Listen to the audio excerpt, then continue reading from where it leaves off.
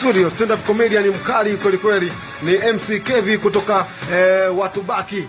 Watu Baki bwana ni platform fulani hivi ambayo kimisingi ya stand up comedy unaweza ukasema ni platform bora kweli kweli, kwa maana Watu Baki the way wanavyoandaa wachekeshaji, lakini pia Watu Baki wako na show Ijumaa hii tarehe 28 pale PSF Complex, ndio?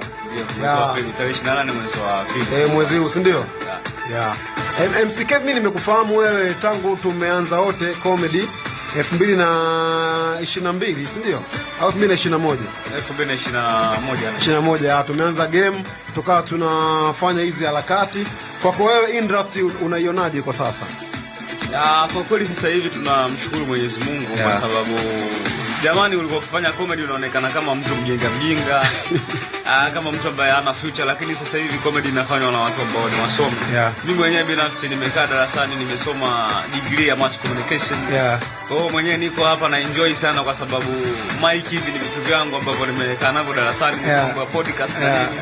Kwa hiyo sasa hivi hata ukiangalia pale Watu Baki, watu wanaofanya comedy, watu wana masters za sheria, wengine wamesoma nje, wengine ni walimu. Kwa hiyo sasa hivi kuna thamani kubwa ambayo wachekeshaji wanaipata, na hata ukiangalia kwa taifa lenyewe kama juzi tumepata kuangalia tuzo za kwanza kabisa za ile historical is a very great one. Mheshimiwa Rais wa Jamhuri ya Muungano wa Tanzania amehudhuria kabisa kwenye ugawaji wa ni kitu kikubwa sana kile. Kwa hiyo unaweza ukaona ni kwa namna gani ambavyo sanaa ya uchekeshaji inakuwa kwa kasi sana na inatengeneza ajira kwa vijana wengi. Mimi wewe nimekufuatilia na ni mtu ambaye na enjoy kweli kweli nikiwa nakutazama hivi. Kwa maana MC Kevi wewe umekuwa unafanya one liner, pia unafanya story, lakini you have energy yako ni kubwa kwa on stage.